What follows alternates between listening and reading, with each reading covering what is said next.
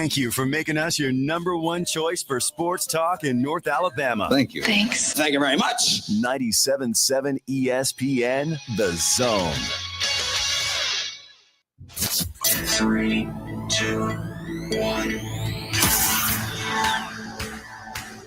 Joe Hunk, John Abraham, Bailey Lowery. 256-576-4977. This is the Morning Blitz. Hello and welcome in to the Morning Blitz. John Abraham, Cam Cool, alongside Joe Hunk and the bandy man Bailey Lowery as we get this Thirsty Thursday started. It is December 5th, the second day of course, the early signing period that will end on Friday. Yes, many people probably don't know too much about that because we only really focus on that first day, but we here at the sports industry need to know every little thing that changes. And of course, this is still pretty fresh in our minds as well, as we lead up all the way up to Friday. Of course, also another interesting day as we get into, of course, all the conference championships that will dictate what's going to happen in the playoffs. That's 9 of them. Yep.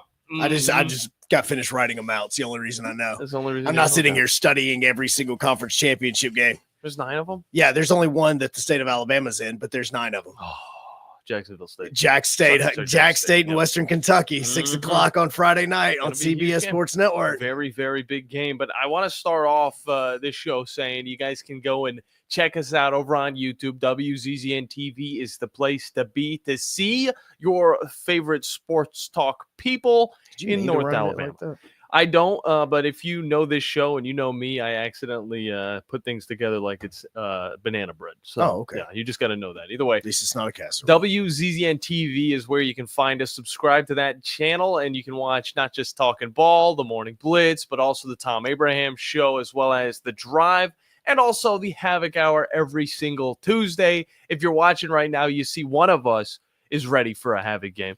Yes, and it's not the one that's doing the Havoc game. It's not. It's not the one that is doing the game. The one with no connection to tonight. Yeah. No, look, and here's the thing, okay? Because I between Thanksgiving and bills and everything else, I had to wait until I got paid to actually buy more Havoc gear. And because the last time that I actually worked for the Huntsville Havoc and had any sort of Huntsville Havoc merchandise or any sort of thing, anything with a logo on it, I was a server around the ice rink, bringing popcorn and all your food and all that sort of stuff. So that shirt has grease everywhere. And honestly, I don't even know where that thing is. Dang. Plus, it's a polo, and I'm not a polo guy. Were you a hawker? You used to hawk? You used to walk down with the hot dogs and be like, I had everything. I got hot dogs. No, not that type of guy. No, okay. See, because around the rink and on the suites, the ice suites, it's a little bit classier than that. Okay? Gotcha. Okay. So this is where I learned to hold the serving trays and hold like 50 different chicken finger platters and all of the different popcorns and drinks and all that sort of stuff as I was going. So, that's it. You can always tell a server by the way that if you hand them the big serving tray, how they hold it. Because if they've never really been a server, they'll hold it on the outside edges because, you're holding it like a tray. Rookie move. But if you've been a server, and I'm not talking about the extremely talented people in the Mexican restaurants that just go all the way up their arms with the food. Like they're flexing some money. Yes, I can't do that. I cannot. But if you're a server and you've got a large tray, you put your hand right under the center because it balances right there on your hand. And then you use the other side or you use one of the handles to hold the whole thing up so that it doesn't tip over. So I was that guy. Okay. I was we got 4 popcorns. We got 3 chicken finger plates. We also got 4 drinks, 3 Diet Cokes, Dr. Pepper. All right, let's go to Suite 17. That was my gig. Oh, okay. So you had a little skirt and everything, right? Well, I mean, your beer, sir. Yes, exactly. To the people that can afford these seats, here is your popcorn. It's been freshly made. No, they are affordable in some ways. No, and they're really awesome, especially now with the glass the way that it is. Because when I was serving, the glass was not the modern glass that they have now, so you really couldn't see down the ice whenever the puck was down that way, where now it's almost like a clear sheet of glass. But that was the last time I worked there. So now tonight, before the game starts, 7:15, which you're going to be able to hear it on the Havoc Zone. Oh, yeah. Hear Talk, it may be on Talk Radio as well, but Okay. definitely going to be on the Havoc Zone as well as Flow Hockey. And I'm before the game starts, I'm going to go down and take advantage of that Huntsville Havoc sale that they have going on right now, because the other night when I was doing the game with Steve, I took pictures of all the stuff that I want to buy. And so tonight's going to be the day where I go, all right, that's the one I want. Let me buy that one. Very nice. So yes, I will have Havoc gear after tonight so that I'm good to go. But right now, Bandy's the only one that has it. Well, then tomorrow I better see you walk in here with some Havoc gear on. That's for sure. I was saving it for the Havoc hour. Oh, okay. Yeah, Fine. see, I was saving it for the Havoc That makes hour. sense. That makes complete sense. Yeah, I'm gonna. All right. I mean, again, I can't. We're doing this Havoc show, and I want to make sure that I have Havoc Gotcha. gear. Oh, I got you. Going to be on the ice. Want to make sure that I'm at least properly bundled up, because Thursday and Friday night I was not, and so that next morning I'm threw you off a little bit those first few days. God, I did, man. No. All right, but we're good now. No, we're all it's good. Definitely good to see, because we got into a whole lot of news these past few days. We need to be on our A game. On top of Havoc versus Evansville tonight, again on the Havoc stream. You can also look forward to Green Bay facing off against Detroit. It was one of those games that I said would be one of those bigger ones. Again, second time these two teams are facing off this season. And on top of that, both teams looking pretty fresh. And this one's going to be played inside of Ford Field. It's a dome. The elements aren't going to play a role. All right. So it's going to be totally fine. A nice northern football game. No snow. So don't worry about that getting in your way. I'm just kidding. We love the snow games. Oh, no, I love snow. I love the fact that it's going to be freezing tonight. I wanted snow today.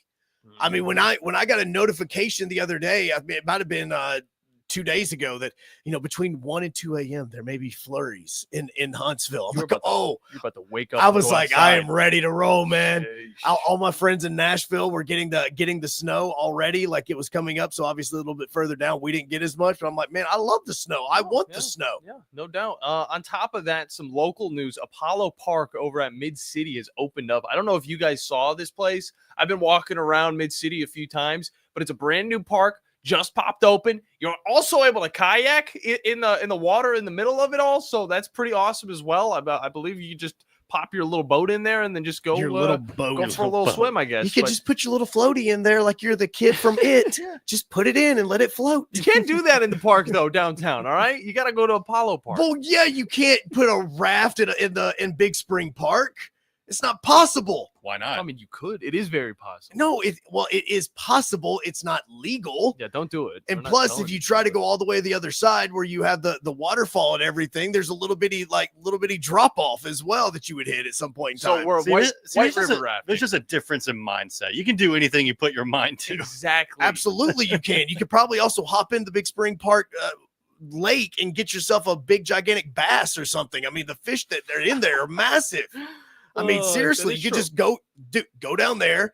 What's it called? Koi fish. What is it? Koi fish? Okay, Yeah, so, koi fish. so it's not a catfish. Like, what is it that they call when you stick your hand underneath the rock in the water and you let the catfish grab onto it? You pull it out. Yeah. Is that like a mud? Is that like a mud flap? I forget what it's called. There's a specific catfish? name for that type Yeah. of thing. Huh. Like you do that, and then next thing you know, thing ends up on the ice. Well, tonight. maybe Just some saying. of our listeners will know the name of that. 256-5764 97.7. is the number to get in. We will be breaking down a little bit of that ACC SEC challenge that finally came to an end yesterday. At least that's what the ACC was hoping. Finally came to an end. They got one. I mean, they got two. They got two. They got two. 14-2 was the final record when that thing wrapped up. We had Arkansas winning against Miami. We had Missouri winning against California. We had Tennessee Noodling. winning. It's called huge. noodling. There you go.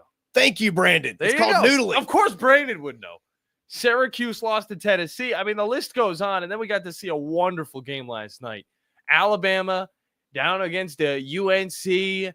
And they were never truly down. I mean, No, it was they weren't just down. a No, long they game. were never The truly shots were hitting left and right. What a matchup Down. that one There's a was. down. Oh, it's insane. I guess up or to the left or to the right of us here in Huntsville. But Did they ever even trail? Like even the first shot No. of the game, they No. never even trailed the game. They were hitting 3-pointers like it was nobody's No, they business. took control halfway through the first half, and then they were Mhm. done. I mean, they had the entire game. that was exactly how it went. The only losses that the SEC saw the last 2 days was, of course, Kentucky against Clemson. It was a close game right there. And then we also saw, what was the other one? No, the other one was Auburn and Duke. Oh, yeah. Yeah, the other one was Auburn and Duke. No. That was a straight haymaker the entire game. Both teams back and forth, barely had any turnovers whatsoever. Yeah. And then towards the end of the game, Duke started to pull away from Auburn, and Auburn wasn't able to finally do it. They kept trying to get it to within 5, within 6, but they could never do it. And Duke just kept nailing shots towards the end of the game. That was an extremely fun basketball game. And if you get that kind of game in March, then it is literally probably one of the better games of the tournament. Yeah. Like, that is the type of game last night was. It was so much fun to watch that game happen, even if Auburn did end up losing that one and getting their first loss of the season. Oh, it's totally fine. But, dude, there's literally at the end of the day, nobody wins. What was it? Since 1981, I think is what they said last night, that an SEC team has not won inside of Cameron Indoor since 1981. And that was Vandy. Yeah. Like, think about this in our life right now, that Vandy, outside of the whole Alabama thing, Vandy is the last team that beat Duke inside of Cameron. What a wonderful culture over there in Nashville. I want to throw this out there, a little bit of a tidbit. Alabama is now 3-0 against UNC since 2022, and they've won their last. They won last night, 94-79, and this is now bringing the series to 7-7. So now it's tied up, and it's actually one of those games that you look forward to every single time. Two haymakers really throwing themselves at it. And I want to ask you guys this question. All right, back in 1922, what do you think the score of the first Tar Heels Crimson Tide matchup was?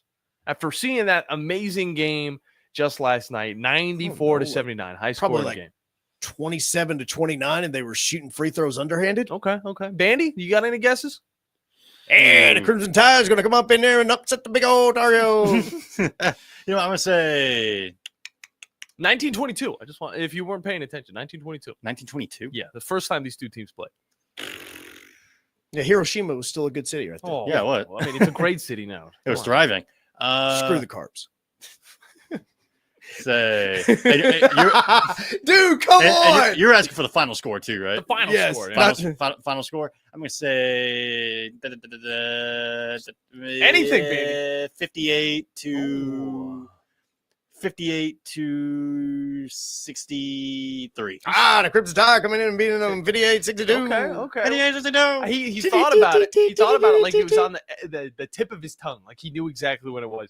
I don't know, they weren't scoring much back in the day. Totaling a whopping 31 points. The Tide lost 11-20 to the Tar Heels. Wow. See, and people look, that was the score of some of the high school basketball games for the women when I was in high school. Okay.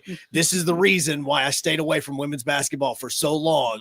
And it took UAH dropping 114 the other day for me to go, okay, no, not all women's basketball is the same. Okay. So yes. The Crimson Tide losing this one 11-20. Well, let's hop into the phone lines to get this thing rolling. I want to start with Natty Dan. And Natty Dan, how you doing, man?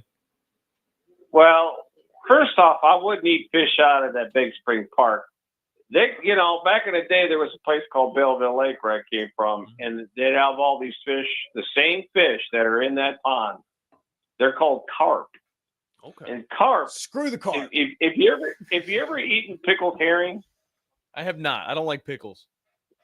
Well, okay, pickled herring, sort of kind of greasy, slimy fish that's in like a pickled tart pickled cream sauce. But that little pond here's got carp, and those things are bottom dwellers. They eat off the bottom. They look like it. So yeah, you don't want none of that, man. Yeah. And if you eat too many carp, like that, you get fish eyes. You know what a fish eye is, don't you?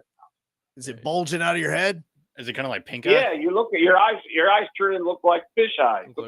You look like a fish. That was a total guess. That was a total guess you right were there. right That was a total guess. Yeah, so you don't want that. All right, so a couple things before I get to my main take. My second thing, and then I'll get to my third is the main take. The second thing, now, give me that. What's going on here now? If Clemson beats SMU, what does that do to Alabama's in the playoffs. Oh, they're done. They're in the playoffs now, right? Yeah, they're done if Clemson ends up winning this game. Oh, if Clemson wins, they're out. Yeah. Yeah, if Clemson wins, SMU is probably still in, and then that will take, because right now Alabama is basically, at least from the way that is looking, like they are the final team in. Like, you know, like if we're doing the whole bracketology March Madness thing, they would be on that line that says last team in. That's what it is looking like at this point in time. But there's other teams playing this weekend too, and one of their losses, wouldn't that change things too? Well, no. Well, I think is like with a lot of the teams that we're talking about with the college football playoff, is a lot of these teams, even if they lost, that they're still going to be in. Like the winner of Arizona State and Iowa State, one of those guys are getting in. It doesn't matter which one it is. So that's not going to be like taking the place of an Alabama.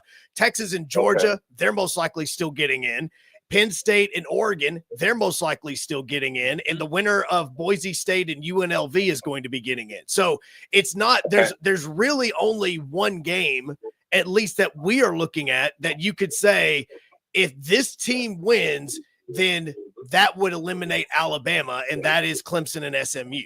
Okay. Now, it's not an exact science. So let's not, I mean, again, it's not what I just said right now is not written in John 3:14 or something. Well, they're not going to tell us either way on Sunday. Yeah. So the third thing, let's switch over to the professional side of football. Big game tonight. I'm super excited. You know, this team, it's a team effort. This team really rallies around each other. And, you know, and especially when you got all this defensive injuries we have. And, you know, next man in, you know, they had to go and get some practice guys from other teams and whatnot. But this general manager is a sharp guy, and he's piecing things together. And you know, the other thing is, the only thing that Lions will lose tonight, if they do lose, is they'll get closer to not hosting the playoffs this year at Ford Field. Their record, if they have a loss, is still better than the other two teams that have great records in our conference, or division, I should say, Minnesota and Green Bay. And we beat them both. So we're still in the driver's seat as of right now to win that division. Don't you agree? No, absolutely. No, again, right now the Lions are the number one team in the NFC. So, you know, the one thing that you do have to pay attention to is the fact that right now the Vikings are 10-2. And that's where the whole, as far as winning the division is concerned, that's where the question mark is going to come in, as far as depending on what the Lions and the Vikings continue to do for the remainder of the season, because they don't have to play each other again. And so now, they do have to play each other at the very end of the season. So depending on how that game is, that game could actually be for the number one seed in the NFC Championship. Exactly. And where that is going to be at Viking Field? That's at Ford Field. That's at Ford Field. All right. See, this all lines up really well. Okay. I'm not getting, here's what gets me, guys, is people talk about this Lions team like they're still awful. They're terrible. And, you know, they have no chance to get in the playoffs. I'm going, what are you looking at? Because I know what I'm seeing. No chance to get in the playoffs. They're 11-1. They could lose every single game. I understand. I'm talking about never really always saying, like Tom says, Packers are so much better than the Lions, blah, blah, blah, blah, blah. We never get any respect still. As much as we should, guys, really. Think about it. Where we came from and where we're at now, that's a major, major accomplishment. No, you have the best defense in the NFC right now. You also have one of the best offenses in the NFC right now. And I'm just looking at NFC as concerned because that's what you're worried about at this point in time. But the thing about that division is that is arguably the best division in the NFL right now, because of the way that not just the Lions, but the Vikings and the Packers are playing. Now, again, there is still a way for the Packers to be the number one seed in the NFC side of the bracket. So this game tonight is for a lot more than just the division. This game is for, do you want to go to Lambeau or not whenever it is going to be 10 degrees outside and you're going to have to be playing in the ice and snow? Which one do you want to do? Be in Ford Field or do you want to be at Lambeau? Yeah, we very much appreciate that call, Natty Dan, but we are getting up to the break. So let's hop into that. when we get back, we're going to be talking with a great guest from VolReport.com. It's Ryan Sylvia joining us to talk everything Tennessee Vols. Is, of course, first day of signing day. First day of the signing day. It came to an end. It basically was National Signing Day yesterday. There's still going to be a little bit of a trickle effect going on in these next few days. A little bit of a trickle. And that's why we're getting our Tennessee dude on to talk a little bit of these volunteers. And that's what we're getting into when we get back here on the Morning Blitz.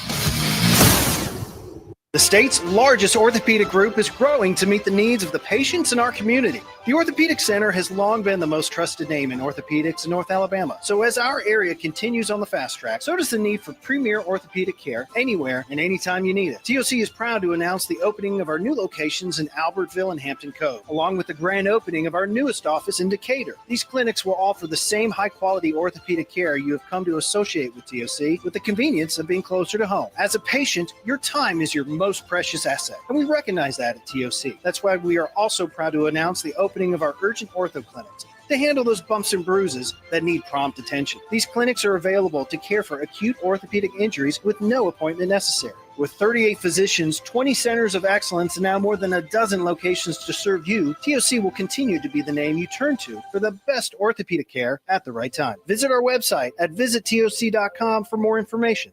TOC, helping you live a better life. Eagle Masonry and Installation. It's right there in the name. Eagle is your one-stop shop for block, stone, or brickwork, monument signs, and outdoor kitchens and fireplaces. Eagle also offers the finest craftsmanship and insulation, including fiberglass or spray foam insulation, and of course, insulation removal. Philip Love and his team have years of experience, bringing the region the best in masonry and insulation services. For more information and a quote, visit insulatewitheagle.com or call 256-755-1556. Eagle saves you time. Eagle saves you money. At Mr. Sparky, we're America's on-time electrician. Flickering lights and hot switches can be annoying, but they can also signal a major problem, or worse, an electrical emergency. So play it safe and leave it to the experts at Mr. Sparky. Trust our team of professional, clean, and friendly electricians. We'll get it done right and get it done safely. You don't have to put up with any malarkey. Call 888-8-Sparky. Independently owned and operated, licensed in the respective state or county. When you call most roofing companies, all you'll hear is, you need a new roof. Not when you call Fleming. At Fleming Roofing and Restoration, we're focused on your needs, whether it's an easy repair or a full roof replacement. Folks around here have trusted Fleming since 1965 for all their residential and commercial roofing needs. And as the area's storm damage experts, Fleming knows all the ins and outs of the insurance claims process. Log on FlemingHSV.com to schedule your free estimate today. Fleming Roofing and Restoration. We show up. From the Fox 54 Weather Center, I'm Chief Meteorologist Jordan Dressman. A mostly to partly sunny sky this afternoon, but we're going to spend a good chunk of the day somewhere in the upper 30s and lower 40s. Definitely going to be on the colder end of the spectrum. We drop into the lower 20s as we head into the overnight, early Friday morning. A mostly sunny to partly sunny sky Friday afternoon. Temperatures only climb into the low and mid 40s, dropping into the upper 20s, lower 30s as we head into the overnight. A partly sunny sky for your Saturday, but we are going to be a little bit warmer across the Tennessee Valley. Temperatures climbing into the upper 40s and lower 50s. I'm Chief Meteorologist Jordan Dressman on your home for ESPN Radio, 97.7 ESPN The Zone.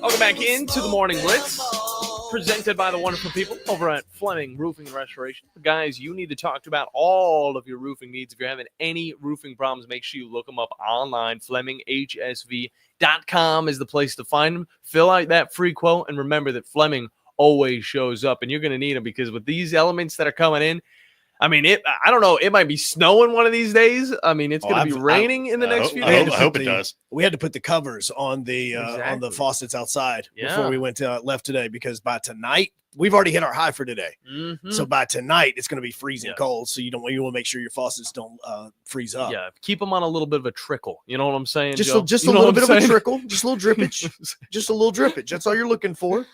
You know, nothing that'll totally mess you up, but just a little drippage. And there's going to be a little bit of a trickle coming in with the signing, of course, for some of these college football teams. And one of those teams that might add on a few more pieces before this thing's all said and done by Friday is the Tennessee Volunteers. They had a really good day yesterday. Nothing that was too impactful. They already had most of their pieces.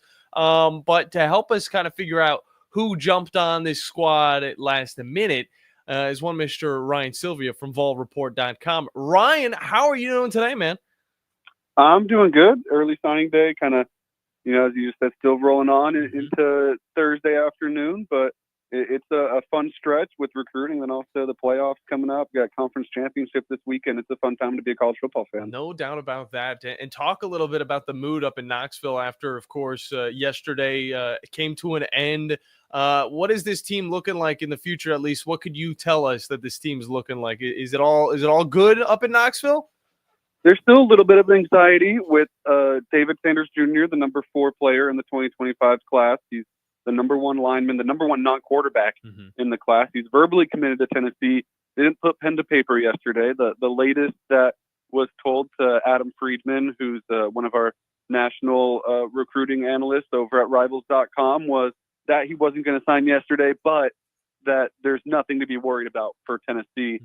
With Tennessee fans and with, I think, most college football fans, though, you're still worried until you really even see him on the field. Yeah. So, like in a uniform, even when the pen gets put to the paper, you still almost have to see it to believe it. So there's still a little bit of anxiety hanging around on what exactly this class is going to look like. But outside of that, and even with Onis Tonenbani, a highly ranked defensive back that's not signed either, where a lot of signs are pointing towards him maybe decommitting and going elsewhere in the SEC.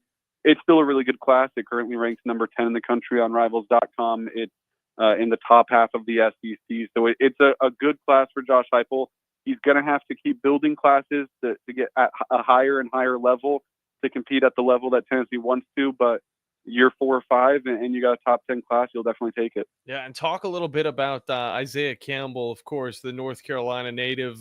He had a choice between either a bunch of ACC teams or Tennessee, and he chose the Vols, and yesterday he made that final. Talk a little bit about what the Tennessee's getting on that defensive side of the ball. Yeah, that was one of the biggest signings of really the whole day for Tennessee and really across college football, considering that it was also his commitment where he announced on signing day that he was going to go to Tennessee. And he's the number 4 defensive tackle in the class. And he's a big guy. He already stands at 6'5", 265. So it's a guy that'll come into campus and they'll get his body looking right with, the muscle ratios and all that all these college football programs do. But he comes in ready to play. And with Tennessee rotating so much in the interior of the defensive line, he's going to get some early play time, and he's going to be a candidate to get some snaps as a true freshman. So, and that's a position too that Tennessee, the bulk of their defensive tackle production has come from either transfers like an Omar Norman Lott, like a Jackson Moy, or guys that have been around forever like Amari Thomas, like Bryson Eason or Elijah Simmons. So I think it was really important for them to get some guys, some studs in the interior of the defensive line in this recruiting class, and bringing in Isaiah Campbell definitely does that. He's one of the best that was out there. For you, Ryan, and looking back at this, and obviously Josh Heupel started coaching this Vols team back in 2021. At the moment, obviously, we know there's still a couple more, fish out there for them, but where does this class rank right now amongst Josh Heupel so far since his time in Tennessee? Yeah, I think you would probably have to compare it to the 2023 class. Last year came in ranked 14th. That 2023 class came in ranked 12th. So if you're just going on team rankings, then I guess it is the best one he's had. But it's tough to beat a class that had Nico Iamaleava in it as that big 5-star up at the top, who's obviously still young in his career started, but looks like he's beginning to pan out as one of those elite quarterbacks in the SEC. But also in that class, if you kind of start going down the list, you have a guy like David Hobbs, who's been good for Tennessee, Ethan Davis at tight end, who's trying to kind of get his career going and is getting more and more snaps. Caleb Herring as an outside linebacker. Arian Carter, who's played a bunch at linebacker for Tennessee and been really good there.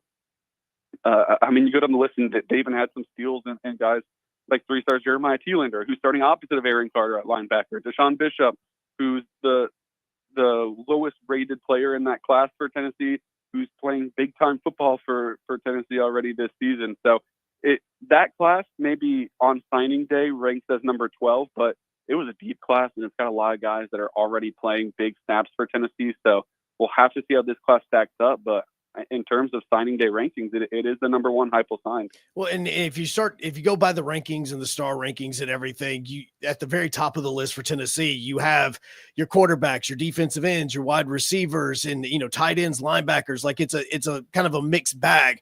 But was there a focus of what this Tennessee team was really wanting to say, hey, we need to add depth here through recruiting or anything along that line? Yeah, I think there was a few positions. Like at tight end, they brought in 2 guys, and at running back, they brought in 2 guys, and I think that was pretty intentional. And they got their 2 biggest guys at tight end too. And Deshaun Brames was one of the best tight ends in the country, and you also land Jack Vendor-Solaire, who's another 4-star tight end. So they were intentional about bringing in 2 of those guys. At running back, they liked Justin Baker and they liked what he brought to the table, but they also really wanted to land in-state DeJuan Morris, and they get him to flip from USC. So there's a few positions like that. I think the number one spot that they looked at their roster and said that, like, hey, you got to bring in some depth here was probably linebacker. And they did a really good job in William Inge's first year as the position coach there too, of landing a lot of them and guys that are good too. Jaden Harmon, he's a 4-star that comes in as a linebacker. You go down the list, Christian Gass, Brendan Inez, an in-state guy, Jaden Perlotti flipping yesterday as well on signing day. You bring in 4 true linebackers, and I think that's probably the one position that they said they got to go out and get some guys, and they were able to do it. Ryan Sylvia from Vol Report giving us all we need to know about the signing day. And look, we saw a lot of guys from the state of Tennessee commit to the Vols yesterday. But outside of that, what was the biggest surprise you saw from Josh Heupel going out and grabbing some people maybe not even in the area, not even in the southeastern area for you? Yeah, I mean, Deshaun Brame, who right now is the highest-rated signee. We'll see if David Sanders Jr. does put pen to paper and sign with Tennessee. Obviously, he would surpass Deshaun Brame. Mm-hmm. But Brame right now out of Derby, Kansas, is the highest-rated signee for Tennessee. And he originally committed to Oregon. He was getting a lot of push from Kansas State right before signing day. So he was kind of a nationwide type of recruit that was getting attention from everywhere. But Tennessee was able to go out and grab him, and that's pretty impressive to get a guy from that far out. You have Marion Dye from Indiana, who's another really highly rated guy for Tennessee in this class at defensive end. You go up to get Jaden Lofton in New Jersey. Jack Vendor-Solaire, I mentioned earlier, at tight end, is from Texas. So Trey Poteet, defensive back from Wisconsin. They were really they weren't too regionalized, and that's kind of what you have to do these days. Is you have to lock down your state. You, in a state like Tennessee, you have to dip into the Georgias and the Alabamas and the North Carolinas, which Tennessee's recruited really well. Mm-hmm. But if you find a guy out in the Midwest or out west, like Nico Yamaliava was out in California, and you think that's your guy, you got to go out and do it. And it's going to be a tougher pool to get him to travel across the country and join you. But Josh Heupel and staff have been really good, I guess, at making those pitches, because they've been a program that's recruited kind of coast to coast. Yeah, no doubt about that. Now, I want to know, because we see Tennessee, of course, grab a bunch of guys from the Tennessee area. Some schools that we're going to be talking about later on that have kind of disappointed us, those Miamis, those Florida States, weren't able to really grab their top prospects from the state of Florida. Instead, those guys are getting scattered to, of course, either a Tennessee, a Georgia, or an Alabama. But, I want to know, how this is. It differs from the seasons of the past with Josh Heupel. It's the guy from Oklahoma. He played there, he coached there. Is it a dude that's not scared to go all the way out? Obviously, he got Iamaliava from California, but is he all for reaching out to those Oregons or those Washingtons, those faraway states to bring in some of that top talent? He definitely doesn't turn away from it. I think he knows where his bread is buttered as an SEC school, which is in the South, which is getting guys particularly from Georgia. That's where most of the guys in this class are from, is Georgia. But he's been intentional about not being too honed in one area and just kind of being regionalized in a spot that it's in the Southeast, but it gets overlooked sometimes as North Carolina. And that's where David Sanders is from. Yeah. And that's where Isaiah Campbell, who we talked about earlier, is from. And they get Charles House as well, a defensive tackle from North Carolina. And that's what Tennessee did back in the day as well, when they were dominating in the 90s, is they recruited the state of North Carolina at a really high level. So that's something that Josh Heupel's also been able to do, which it's not as far out as in Oregon or Washington or something, but it's still a state that gets overlooked sometimes, and Josh Heupel's been intentional there as well. And that's something we've seen Rick Barnes do in the basketball program too, which a little easier from him as that's where he's from. But he brings in Bishop Oswald, Tennessee's lone freshman this year. That's a North Carolina guy. Think back to a guy like Grant Williams. That's a North Carolina guy. So Tennessee's really starting to plant their flag over in that state. Ryan Sylvia of the Vol Report joining us right now on 97.7 ESPN The Zone and ESPN Winchester on the Morning Blitz. And you can't really take a breath right now because, not only did you have National Signing Day happening this week, but then we have the transfer portal starting to open up, and there's names that are starting to come in. And I'm pretty sure that Tennessee's not really interested in Jackson Arnold out of Oklahoma entering the transfer portal. But But what could be some places that you could see Tennessee looking at and going, all right, we've added linebacker depth and we've added depth to the tight end position, but what can we do through the transfer portal?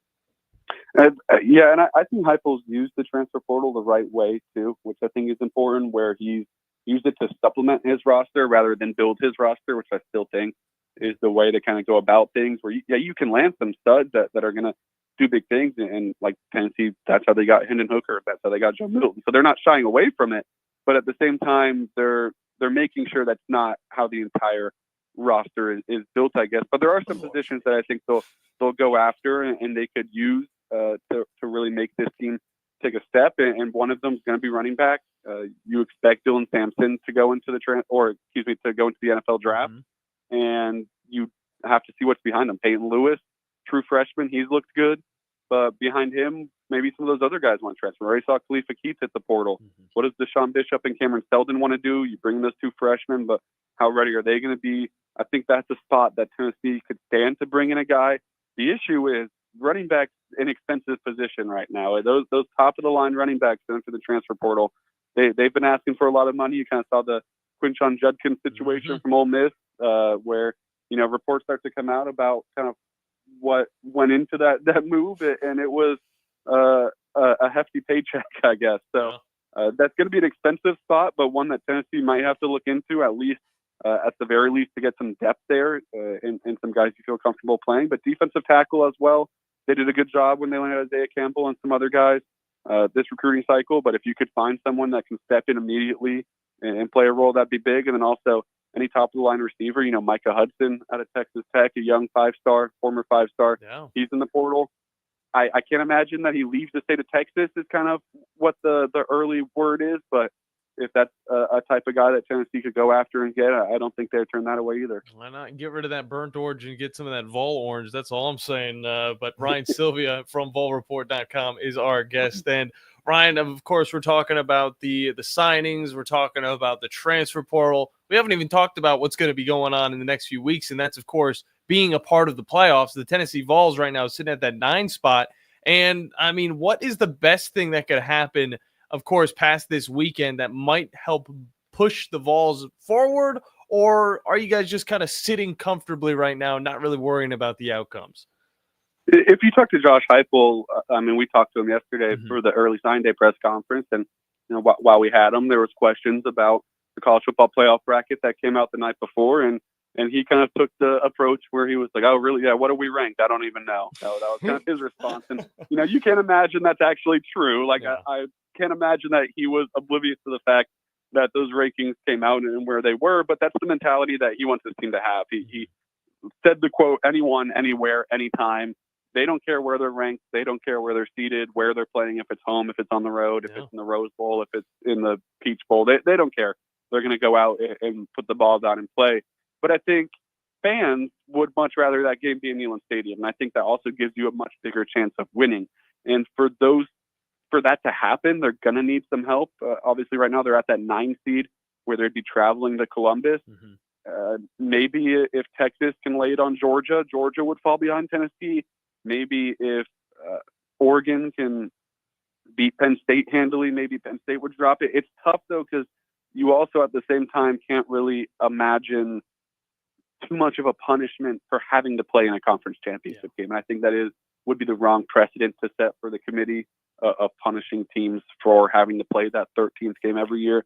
So Tennessee feels like they're probably stuck in that 9 seed and going to go on the road. But Josh Heupel and company aren't too worried about it. I will say, though, maybe the one game that has random Tennessee ties, at least for Tennessee fans, that I think they're going to be watching closely is that ACC championship game.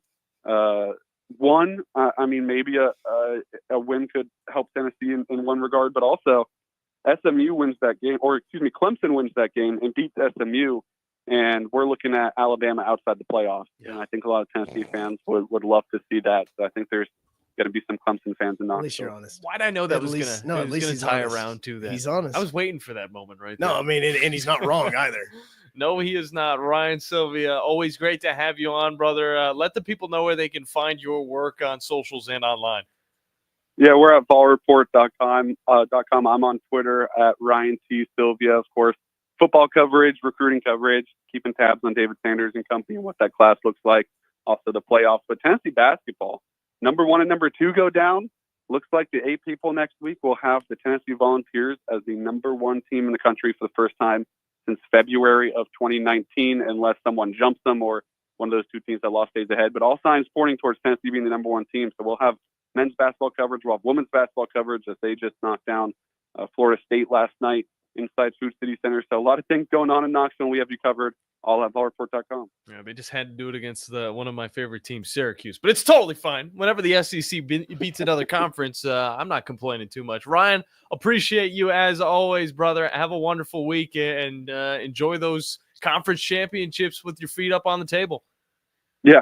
Thanks, guys. I appreciate it. You guys have a good one, too. You too, sir. Good stuff. Ryan Sylvia. Check him out. VolReport.com. We hop into a break. When we get back, Drew DeArmond's joining us from Talking Ball to talk about the flip side. Alabama Crimson Tide and their signing day, as well as what we need to see if you're an Alabama fan past this weekend. That's what's coming up here on the Morning Blitz on 97.7 ESPN The Zone and ESPN Winchester.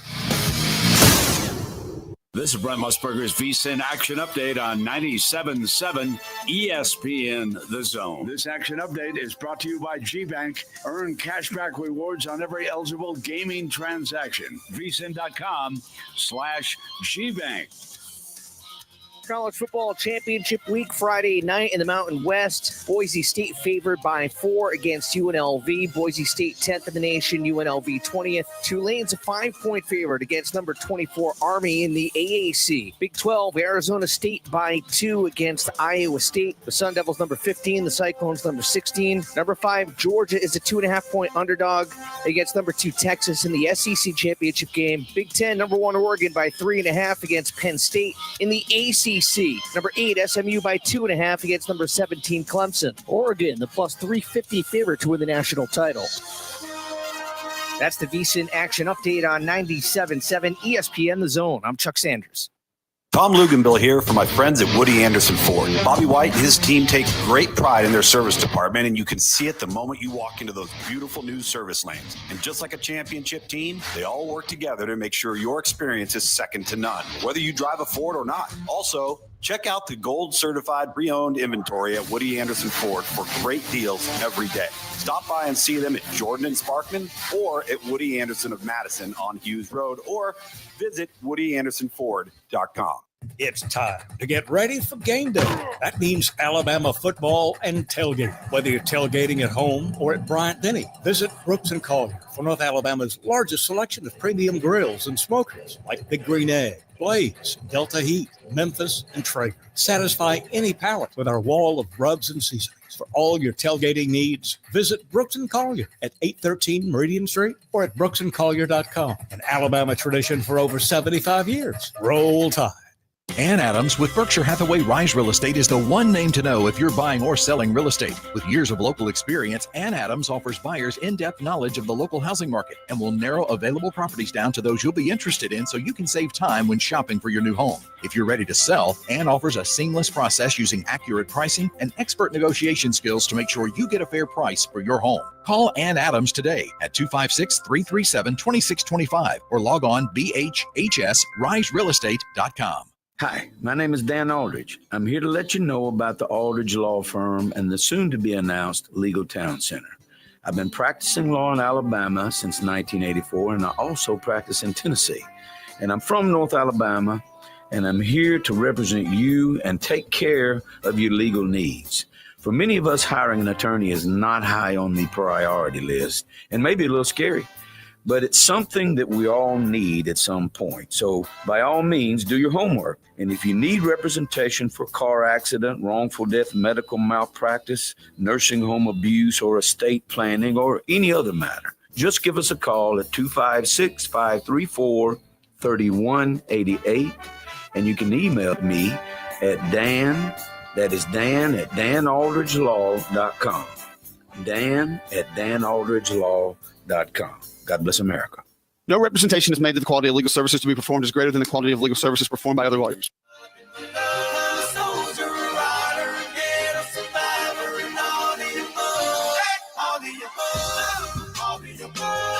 Got the volunteer talk out of the way. We'll still be dabbling in it throughout the show, but now it's time to hop back into the Neighbors Wealth Management Hotline to talk with an Alabama expert, SEC expert, football expert in general, Drew D. Arman, and we always get him on at least once a week. It's usually on Friday, but since all of the madness has happened, we want to get him right in the middle. And, of course, it's presented by McCurry Motors and Alumni Hall. Drew, how are we doing today, brother? Doing well, guys. No doubt. It was a crazy Wednesday. A lot going on. Yeah. Does the ACC play basketball? I have a question about that. Besides my Duke Blue Devils, anyway, and maybe Clemson. But a dominating performance by the SEC, 14-2. I mean, I think it's the deepest basketball league in the country. I mean, when you've got Mississippi State beating a ranked Pitt team by 33, I mean, that's quite a statement. South Carolina blowing out Boston College on the road. It was basically a bunch of beatdowns. I heard you guys talking about Alabama. They basically led wire to wire.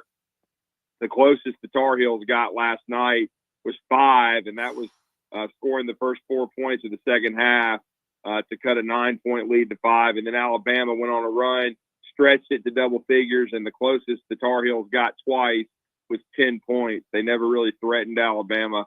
And I thought it was maybe the Tide's most complete performance, especially when you consider that they lost Latrell Wrightsell for the season. He will be medically redshirted and hopefully return next year with the Achilles. But that's why you recruit. And they had a guy like Houston Millett, the transfer from Pepperdine, who was going to redshirt himself. Now he's not. We saw him in Huntsville score 11 against that really good Memphis squad, turns out. He can really shoot the basketball. And in 9 minutes last night, he was 2 for 2 from 3, played good defense, and certainly stepped right into Wrightsell's shoes. And what a dominating win, 94-79 for Alabama. And that's, as you mentioned earlier, John, in the show, 3 straight wins now for Nate Oates over 3 seasons against the Carolina Tar Heels. And that's big for Alabama basketball, no doubt about it. And got to give a shout-out to Auburn, too. I know they didn't win, but they certainly acquitted themselves well in Cameron Indoor Stadium. Led 13-2, and it was a tight game throughout. They dropped an 82-78 decision, but still, I think Auburn, when you look at how they played and the way it looked like a high-level Sweet 16, Elite 8 type game, and I still think Auburn's probably as good a basketball team as any in the country right now. No doubt about that. They've got some stellar players on that squad, but you brought up recruiting, and that instantly perched up my ears because it's pretty much the second most talked about, maybe even I would say the most talked about story besides the ACC SEC Challenge. Alabama recruiting, Kellen DeBoer's first, true season without anybody really talking about Nick Saban. I mean, how do you kind of grade the performance from yesterday, even though nothing really crazy, nothing new really happened? It was mainly just bringing in the guys he already tried to get in throughout the season. Yeah, I mean, I would still, for Kellen DeBoer's first cycle, and it's not even a full one because, as we said, he came in January. And so, this will be his first full cycle, counting the summer and everything, and then going in and having a whole football season at Alabama under his belt. But I thought, all things considered, they finished in the top 4 in the country, as high as number 2 in both right now and on 3 sports rankings, and then 24/7 Sports. So both of them on 3 and 24/7 have Alabama 2. I think Rivals has them 4. So Alabama just did a really nice job. I mean, certainly it hurts to lose Ty Haywood. Very likely he's not going to sign with Alabama. He didn't sign yesterday. He's going to wait till February and be one of those few to do that. He's going to go on some visits. I think that's an NIL situation. They had him committed for several months.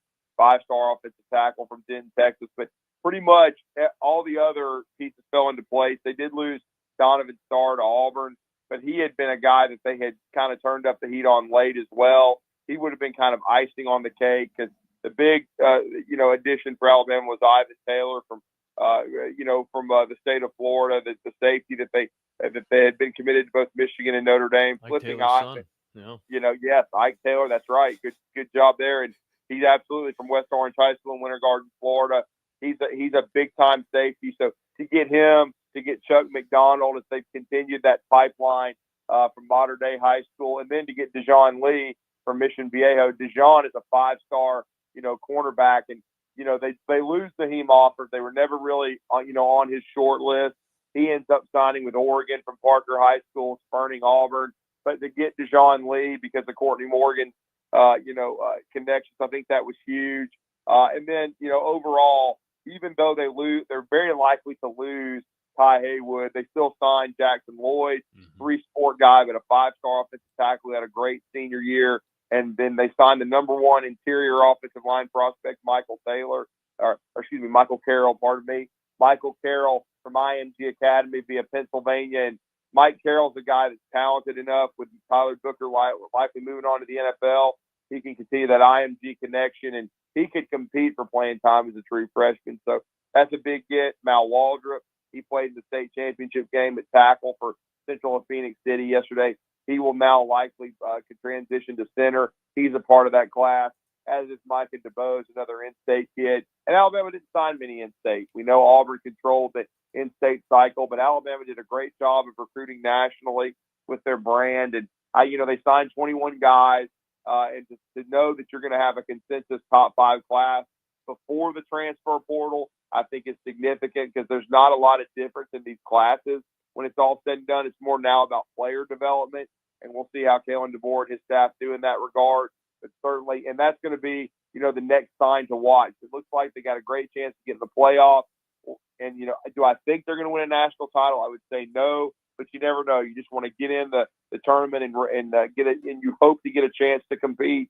But again, we'll see how the off season goes. But Alabama's going to, shift their focus to preparing for their postseason fate and then the transfer portal. And they'd certainly like to add, I think, 5 or 6 pieces like inside linebacker, offensive and defensive line, maybe a wide receiver because we've already seen Kobe Prentice go into the portal. But I think overall, I would have to give Kalen DeBoer and his organization an A, maybe not an A+, but certainly an A, at worst an A- for their first recruiting class at Alabama. And you're filling huge shoes when it comes to what Nick Saban had established in his 17 years in Tuscaloosa. Drew DeArmond joins us from Talking Ball, courtesy of McCurry Motors and Alumni Hall. And I know we all stare at the star rankings, so you have to kind of scroll down a little bit to find the names. But Alabama also picked up the number 3 and the number 4 JUCO players in this class, both of them defensive linemen. They picked up the Canadian as well as Cavante Henry on this. What about that with adding to that defensive line, which you were talking about with the transfer portal? Well, yeah, and the defensive linemen, they're kind of like Sasquatches, Joe. They're hard to find, and it's sometimes impossible because, some people think Bigfoot exists and some don't. But they're very, very valuable and hard to get. We know one of them is still out there, Justice Terry from the state of Georgia. He'll likely decide by tomorrow. I still favor Georgia over, Auburn, and his other suitors. I know he's once been committed to USC. Alabama certainly has been involved with him, but I don't expect him to sign him. But you made a good point. They brought back Steve Buamua from he's from Southwest Mississippi Junior College, but originally from Canada. He signed, with them last year, and so they brought him back. He had a good year in junior college. He and Cavante Taylor's the other one you're kind of referring to from Cerritos College. He was committed to Mississippi State. They flipped him. They have to decide if he's going to have his hand in the dirt at Bandit or if he's going to be a wolf and be a stand-up guy. But I know his pass rush ability is supposed to be really, really good. And so when you're losing a guy like Q Robinson, he could step in for him. And we'll see what happens to LT Overton in the draft process. But I thought it was huge getting those 2 JUCOs. And then they got London Simmons as well, who's more of a developmental kid from Mississippi who's got a lot of potential to be an interior defensive lineman. But overall, I thought that's probably where they need to attack the portal, though. I'd say defensive line, if they could find a couple of interior guys, very difficult because they're valuable. But I would think that's where Alabama may attack in the portal. But you're right, Joe. 2 really good JUCO additions, no doubt. Well, and Drew, where the music's hitting, and so we got to let you go. But it's weird when you talk about Cavante is around him as far as the rankings are concerned. He's surrounded by their defensive linemen. It has 290, 300, 305, and then Cavante 220. And you're like, wait, what? What in there? So yeah. So it's kind of strange when you see his weight compared to the others. Yeah, that's why he may end up being a Wolf and a stand-up guy. That'll be decided in spring practice, but it's still a great class overall. Good job for Alabama, and it really enjoyed being on with you guys. You guys have a great rest of your week, and certainly we appreciate all the listeners of 97.7. Appreciate being on. No doubt. Appreciate you, man. Thanks, Drew. Great stuff. Drew DeArmond talking a ball. I actually sent him a text halfway through he was talking just to make sure he knew, and he read that while he was still talking. He didn't skip a beat. We'll be right back for hour number 2 of the Morning Blitz. The company is Eagle Masonry and Insulation, but did you know they're also Eagle Landscaping and Dirt Work? Eagle can take care of all your landscaping needs, including irrigation, sod work, and planting, both plants and trees. On the dirt work side, Eagle can grade and build your pads, haul dirt in or out, and even do erosion control. Philip Love and his team can do it all for you. The website is the same, insulatewitheagle.com, as is the phone number, 256-755-1556. Give them a call and see what Eagle can do for you. Eagle saves you time. Eagle saves you money.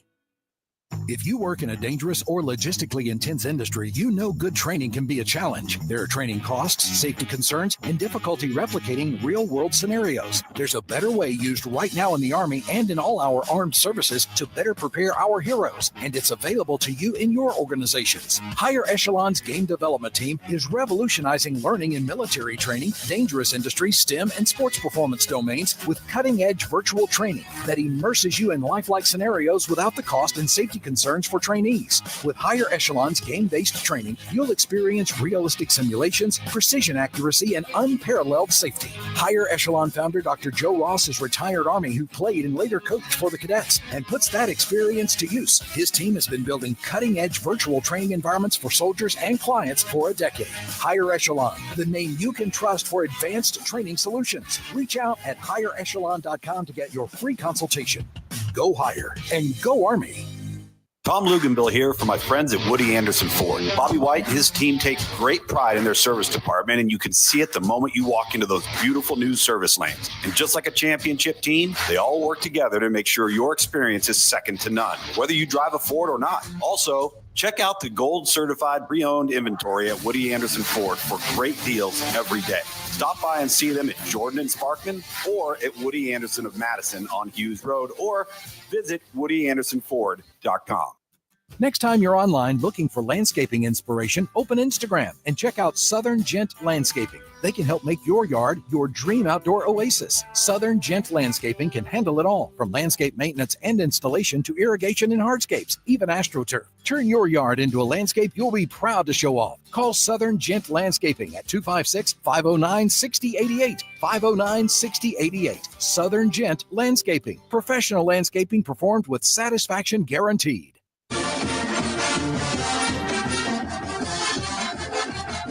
From the University of Alabama, this is Crimson Tide Today. It's a daily update on Bama sports, and it's brought to you by The Good Feet Store.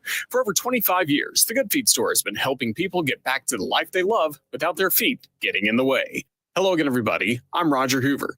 On Wednesday, Alabama football welcomed new signees as part of the early signing period for the class of 2025. Here are thoughts from the head coach of the Crimson Tide, Kalen DeBoer. I mean, there are different levels to what you got to do, right? Number one is identifying, evaluation, first of all, identifying the guys that you need to be contacting, and then you're behind on the relationship building. Yeah. There's guys, there's some guys on the West Coast that we have in our class that we had some relationships with just from, coming out from out there.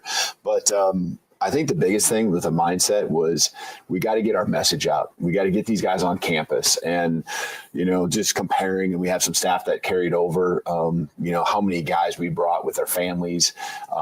It was kind of an anyone and everyone get to campus. And I think there was 400, 500, prospects. I'll have more in a moment. This is Christian Miller for the Good Feet Store. I know from playing football at Alabama and in the NFL that if you have foot, knee, hip, or back pain, it can be a huge challenge. The Good Feet Store is designed to personally fit you with arch supports that alleviate and even eliminate your pain altogether. Try them before you buy them. They're in your free, no obligation, personalized fitting, and you can wear them home the same day. So if you're looking to improve your game, the Good Feet Store has you covered. Stop in for a free, personalized fitting today. Roll to victory at goodfeet.com. That's goodfeet.com. Roll Tide. Join us this afternoon for Crimson Drive, driven by NASCAR, streaming live at 2 p.m. Central on all CTSN social media platforms.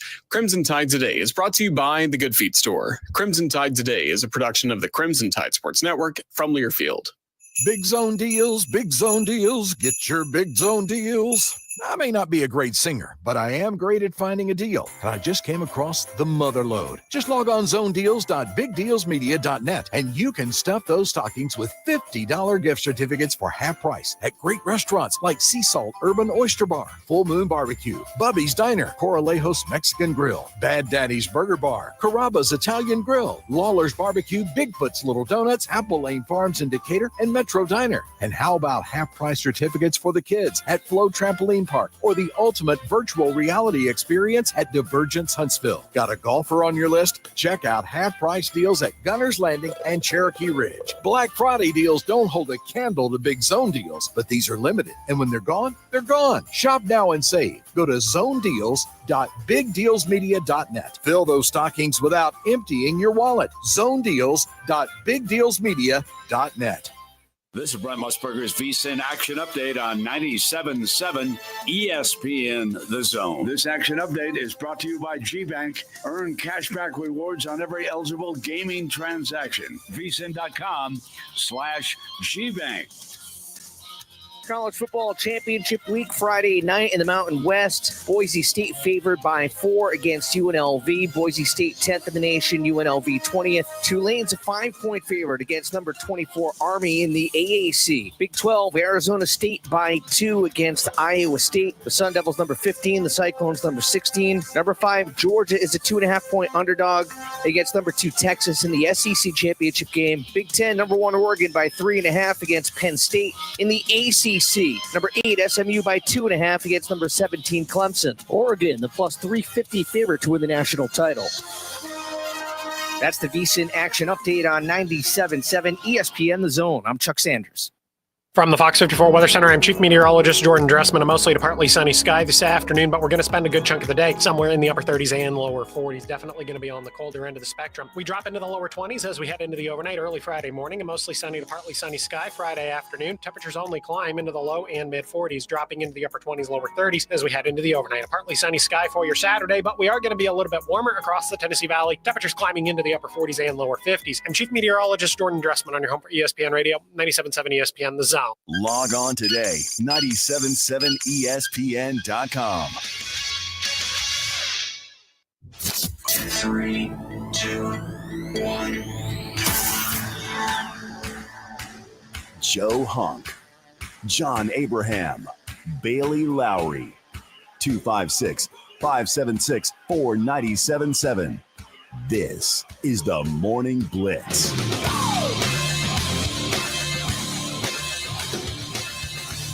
Second hour, final hour, best hour of the morning. Blitz on 97.7 ESPN The Zone. Joe Hunk, John Abraham, the Bandy Man Bailey Lowery, and of course, always every single morning brought to you by Fleming Roofing and Restoration. The guys that you need to talk to about all of your roofing needs. If you're having any roofing problems, make sure you look them up online at FlemingHSV.com to fill out your free quote today. And remember that Fleming always shows up.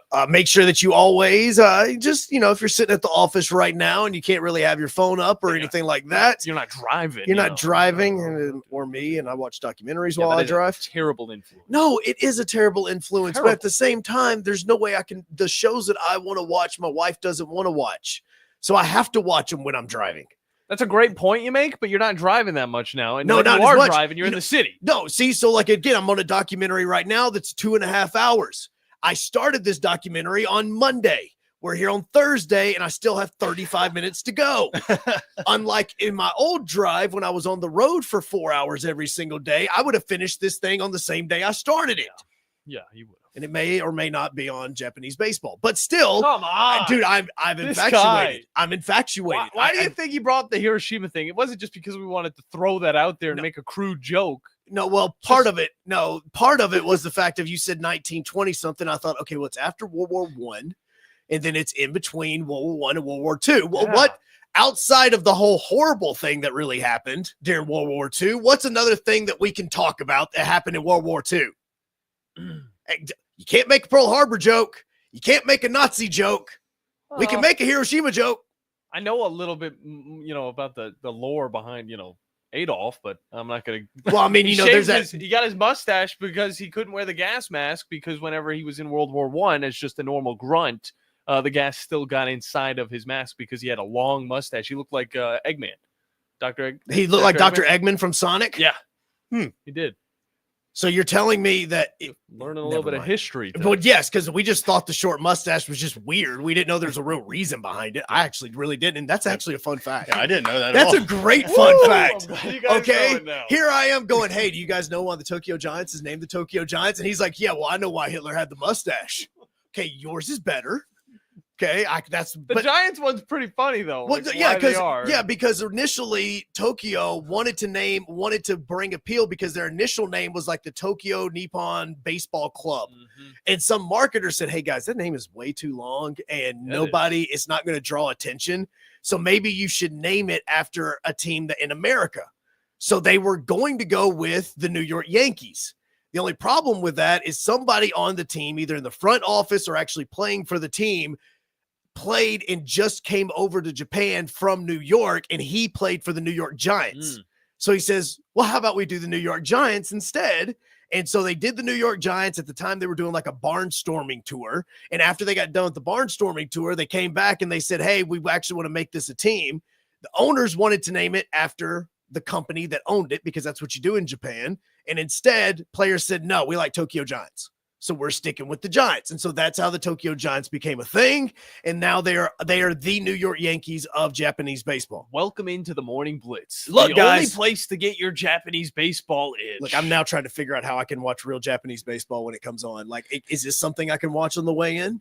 I have a site that you might be able to utilize. I mean, I already steal my cable. I might as well steal that too. Might need to be up even earlier. How do you feel about 2 a.m. wake ups? Well, I have a toddler, so depends on the day. That's the alarm clock right there. Yeah, because what happens is when Major League Baseball plays in Japan, it's like Major League Baseball at the Tokyo Dome, and it's 3 o'clock first pitch. Oh, 3 a.m. or 3 p.m.? 3 p.m., right? Nope, 3 a.m. By the way, I wanted to throw one more little thing at you that a lot of people probably weren't really focusing on yesterday because it was an Arkansas story where they were able to sign a 4-star, and he flipped from UCLA. And I want you to know this, all right? If you've already had a problem, you go from LA being to Fayetteville, Arkansas. I know. Man. You want to talk about what is in culture Arkansas? shock. Walmart. You got Walmart. Everything's Walmart. The barbecue place is Walmart. The drive-through is Walmart. The stadium is Walmart. The power washing place is Walmart. You can go get your car washed at Walmart. It's all Walmart. Yeah. If you already had a problem, Wait, you're telling me it's all Walmart? It's all Walmart. Always has been. Always has been. Look, the Welcome to Fayetteville, Arkansas sign is sponsored by Walmart. Yep. You would think that they would be able to get more players. Can he sponsor an entire city? We've totally went left on this. Yes, you could. That could be the tourist attraction. So yes, you could. I mean, just look at Gatlinburg and Guinness Book of World Records. Yeah, basically everything there's Guinness Book of World Records. I mean, it all is. If you already had a tough time saying Nico Iamaleava, just imagine this. You got one more year of saying yet another Iamaleava, and that is Madden Iamaleava, as he signed with the Arkansas Razorbacks yesterday after flipping from UCLA. This is a 4-star quarterback, mind you, and they already got a guy named Talon Green at this organization doing some big stuff. I like how we call it an organization now. So, yeah, I mean, that's what they are now. That's basically it. I mean, they have general managers. Yeah. I mean, they do. They have general managers. They have basically a board of owners, which is, your boosters. This is basically an organization. But also think about the parents. First kid, we're going to go with Nico. Second kid, Crap, I don't know that. I didn't know he's coming up with. He's going to have come up with a second name. It's a cooler name we could come up with. Madden. I don't know. How do we get to Madden? Because my only thought is there's only one way you get to Madden, The right? kid's like 2 years old. He's playing Madden. That's it. That's exactly it. Is this how he taught his son? Daddy, why did you put my name on the game? Son, it's to help you learn how to spell it. It's to help you learn how to spell it right there. That's it. Because trust me, as parents, you figure out weird ways to do this stuff. Yeah, But no, you have that. Also happening right now is the Super 7. Thompson, Central Phoenix City was the first, big game of the tournament, because you also had your flag football games that took place between Montgomery Catholic and Moody, Spain Park and Central Phoenix City. Those games were the first ones happening down in Birmingham yesterday, but Thompson, Central Phoenix City played at 7:00 last night, and Thompson did win the state championship. They also did cover the spread, 21-7. So that is it. Now coming up today, you've got 3 more state championships. It's going to be 3A, Mars Hill Bible and Houston Academy at 11, Maplesville and Wadley at 3:00, and then your 5A state championship tonight is going to be Montgomery Catholic and Moody, and then tomorrow is your 4A, 2A, and 6A state championships. So all that is happening. Also, National Signing Day took place. You have the transfer portal opening up next week. And in the midst of that, you also have conference championship games. Just kind of, that's the extra thing that's just kind of happening right now that we're all going to be sitting and focusing on, because we focus so much on National Signing Day and the transfer portal stuff next week, that these 9 conference championship games are taking place. Not all of them are going to affect the college football playoff. No. You've got some that we kind of believe is winner is in, your Arizona States and your Iowa States. You could also look at your Boise State and UNLV. Unfortunately, or honestly, okay, I'm gonna take a little left turn from what I was about to ask you guys, because my mind just popped into something. Army and Tulane are playing tomorrow night, 7 p.m. at the same time as UNLV and Boise State. Yep. Army is ranked 24th in the country. UNLV is ranked 20th in the country. All right. If both those teams win, who would you put in? Because it's now based on the highest ranked conference champions. Now, I think Tulane would probably get that spot then. But no, Because if they beat a Boise State. No, what I'm saying, no. It's all They're conference playing champions. Army. So yeah, it's based on its conference champions. Like, we've been putting Boise State in that 4 slot as one of the highest conference champions, because everybody's putting them in front of SMU and or Clemson. But remember, it's just the 5 conference champions. It's not the Power 5 and the Group of 5 and all of that stuff. It is the 5 highest conference champions. Would you put Army or UNLV in as the number 5 conference champion? It's tough because we totally knocked Army out of this thing. Like, we're like, crap, well, they're not making it in now. And obviously, the Boise State and the way that Genty plays and everything, we kind of assume they're going to be the winner. But a lot of this and the way that we're looking at this tournament and what's going to be happening this weekend is, well, which of these teams could get upset? Like, Arizona State and Iowa State, which of those right now? Arizona State's only a 2-point favorite. Right now, Texas is only a 2.5-point favorite. Oregon's only a 3.5. SMU is only 2.5. So all of these are kind of close spreads, but some of these could lead to upsets that could totally change what that bracket is that we've been seeing every single week. And obviously we've had Boise State in as that one of those 5 conference champions. But if they lose and it's UNLV and Army beats Tulane, now you have one team that going into this weekend was ranked 24th. One going into this weekend was ranked 20th. I mean, at that point, you just pull up the resumes of each team and just see who they beat. I mean, right now, UNLV, I was looking at their schedule, and I mean, it looks like their best win, win of the year is either going to be looking like either Houston or Kansas early on in the year. I mean, Kansas turned into a good team. Kansas did towards the end of the year. They did. They did turn into one at the end of the year. Absolutely. So, but that's why I'm going, wait a second. So we haven't thought about this, but UNLV right now, their strength of schedule is 71st in the country. Golly. Okay. Army's 95th. Golly. Now, again, a lot of this has to do with the conference that they play in. And then you have to look at the out of conference games, because one of the games for UNLV is not going to count Matter of fact, I don't even know where this school is. Throw them out there. We'll guess I the mascot. automatically want to guess something racist, but I shouldn't. Let's guess the mascot. That's the game. Whenever you don't know a school, you want to guess the mascot? Yep. Back on September 7th of 2024, UNLV won a football game 72-14 versus Dixie State. Okay, the Rebels. See? Did we not all think Rebels? Okay, yeah. I mean, but Dixie State, yeah. Do we not think of, oh crap, this is something that in 2024, there's no way that this is a thing, right? And then Army, I hate to say it, them being on a station and all, but I mean, their resume is not looking much better. No, none of these teams the are. win against Notre Dame, if they would have beat Notre Dame at Yankee Stadium, this is a totally different conversation. Yeah, easily. So to go back to this, because I'm trying to figure out where in heaven's name this goes, because every time I put in Dixie State, Utah Tech Trailblazers keeps popping up. Well, huh? So I don't know if those are the same, or if like in the middle of the year they went, hey guys, we can't really go by Dixie anymore. So we're going to we're going to change our name to Utah Tech. Don't really know. Oh, formerly Dixie State University. So why are they still called this? Is it not Utah Tech? Does the internet has the internet not caught up with the fact that Utah Tech is no longer Dixie State?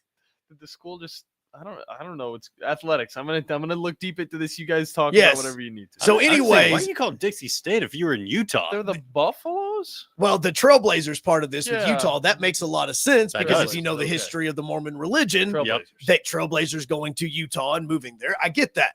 But Dixie State, what the heavenven's name is that? I'm not sure. So- What is it with Utah and these weird names? Utah is just weird, man. It just- is. It's Yeah, the gorgeous. Jazz. I mean, simply Stunning. gorgeous. The university actually. It doesn't is look a too bad place either. that I promise you, if you could pick up your entire family and move them there, you would love the state of Utah. Just saying, before anybody goes and like, oh, why are y'all blasting Utah? No, gorgeous place. But Army and UNLV, is this really like we're talking about the conversations between an Alabama and Ole Miss, South Carolina, and say an SMU, if that were to take place. But you also have to look at that number 5. And if it's Army and UNLV, because we're looking at which of these games could potentially result in upsets that could totally screw up the college football playoff and what we currently believe it is. Obviously, we focus a lot on the SMU Clemson game, which got talked about earlier in the show. But then you also look at the 5th conference champion, which, again, we have assumed is going to be Boise State. Yeah. But if it's UNLV and Army and they both win, which one would you say would be the highest 5? That's tough. I mean, Because resume-wise, as far as Army's one loss, remember, they only lost one game this season, and that was to Notre Dame in Yankee Stadium. Their only loss was there where UNLV, in their schedule, they lost to Syracuse and to Boise State. So this is a rematch. I don't know if Boise or UNLV would have what it takes to make it. All right. But if they beat a Boise State in this conference championship, then I think that would give them the push. But I do think that a Boise State would be better. I think that Tulane would be better than both Oregon, or sorry, not Oregon. I was thinking about Boise State's schedule. Boise State's better than But Oregon. I would say, well, they almost were. Who They knows? almost were. But I feel like there's only room for one team, and that would be a Boise State that has actually gotten to play against some of these top-ranked opponents. Not just some of the top-ranked opponents. Tulane's played against the Kansas State. They've shown what they can do. They kept it close. They still lost that game. Boise State almost won against Oregon.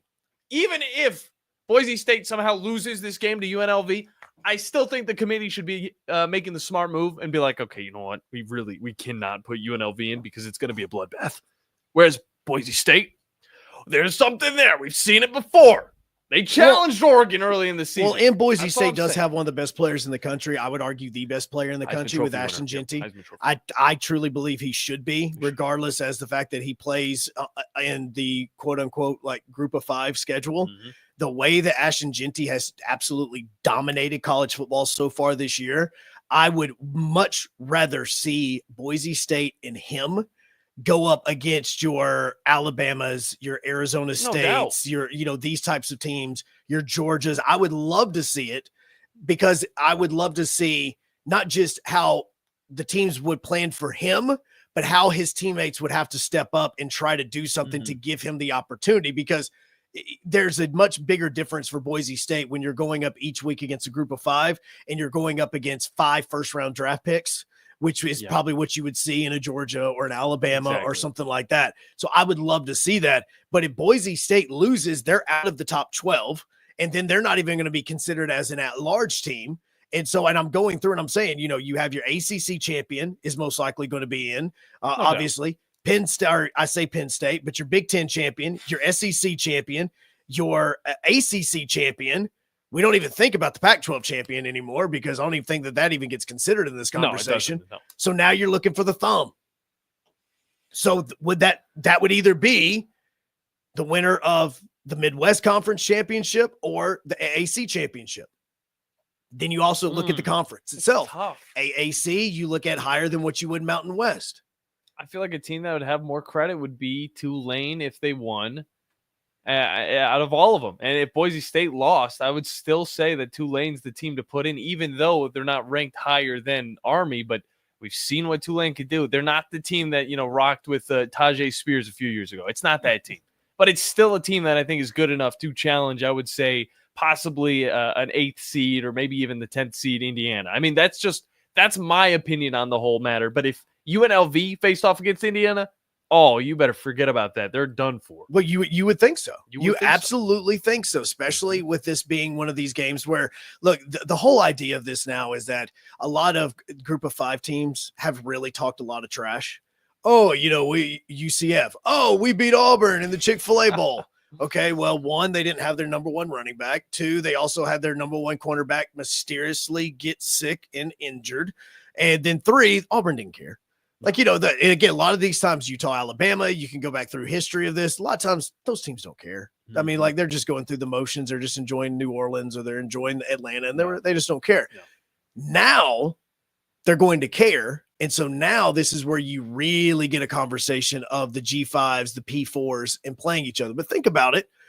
UNLV or Army, if both of those teams win and you're having to put the 5th conference champion in, which one of those teams would go?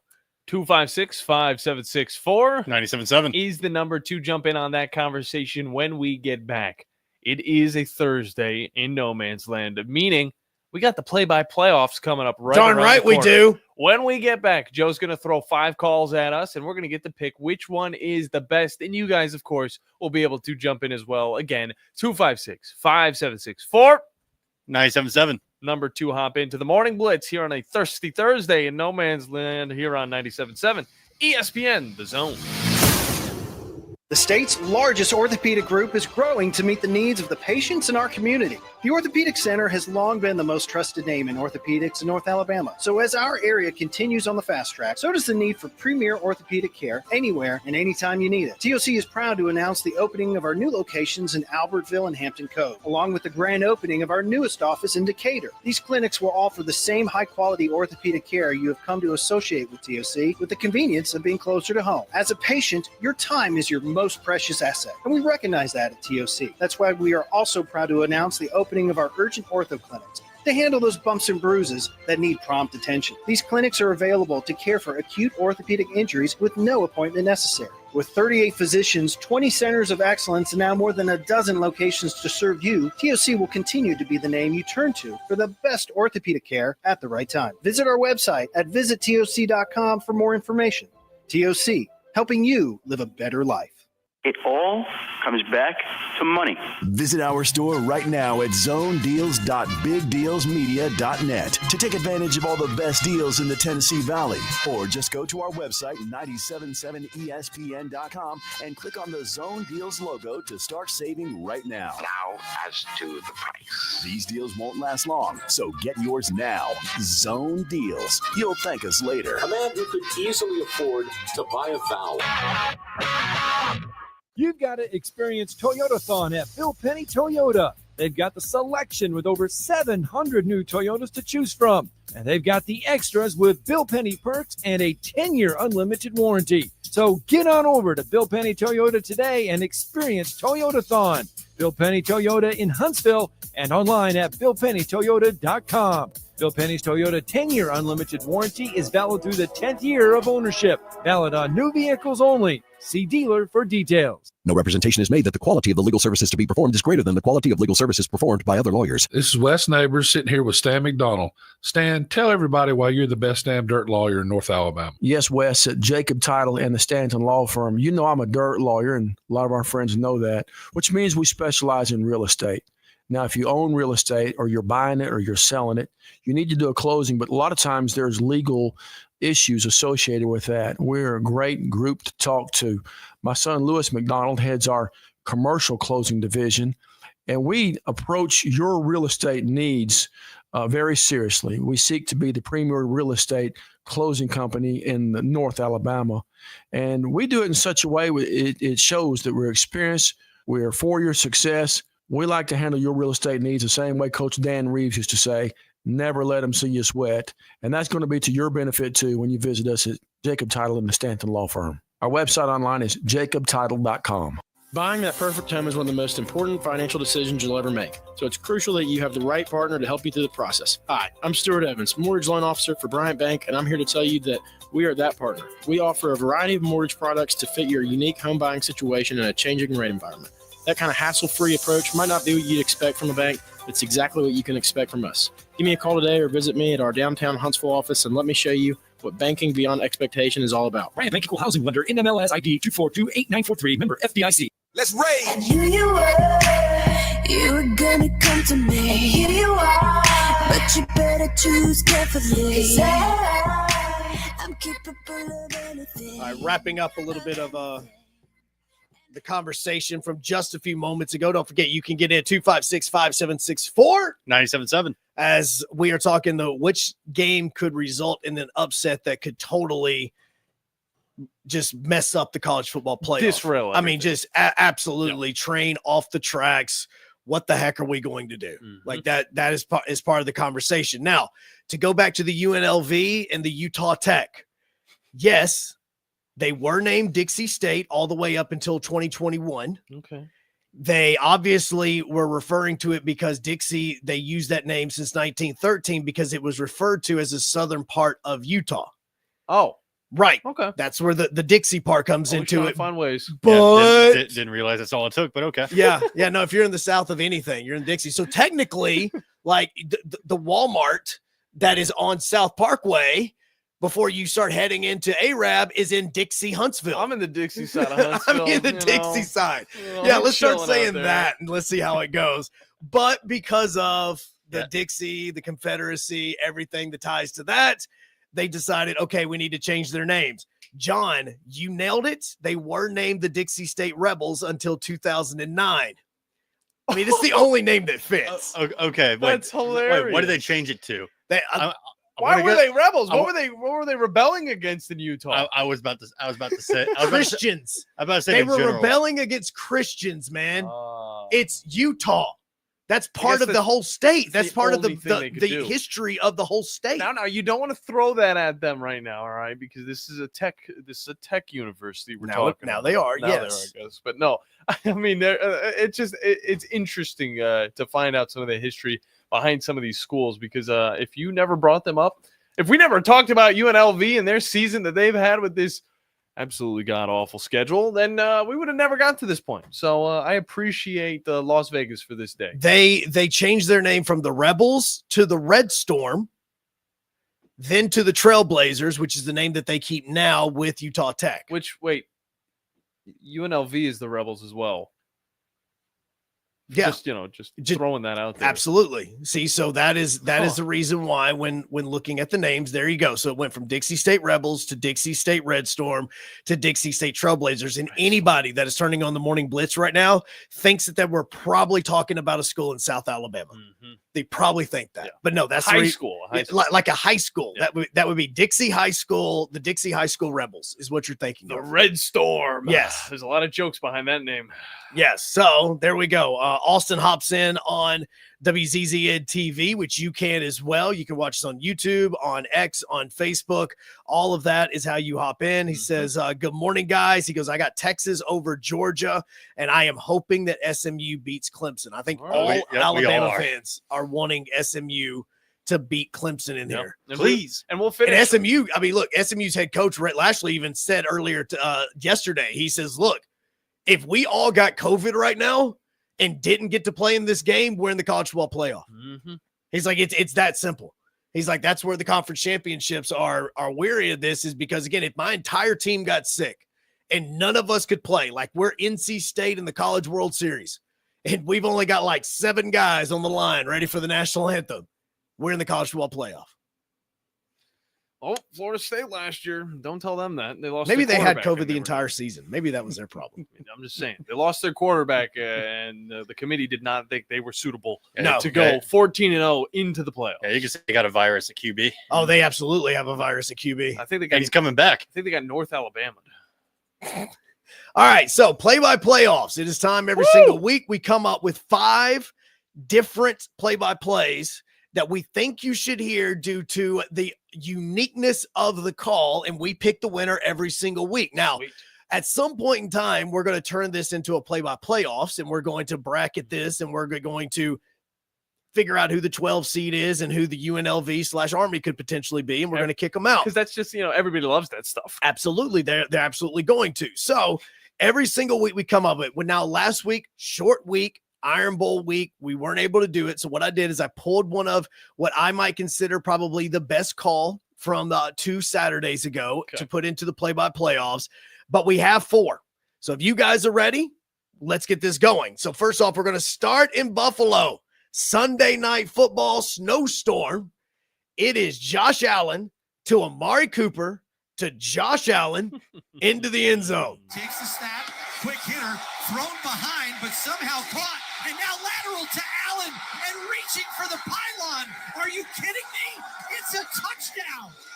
A catch by Amari Cooper, a lateral to Josh Allen, and he runs the remaining 5 yards for the score.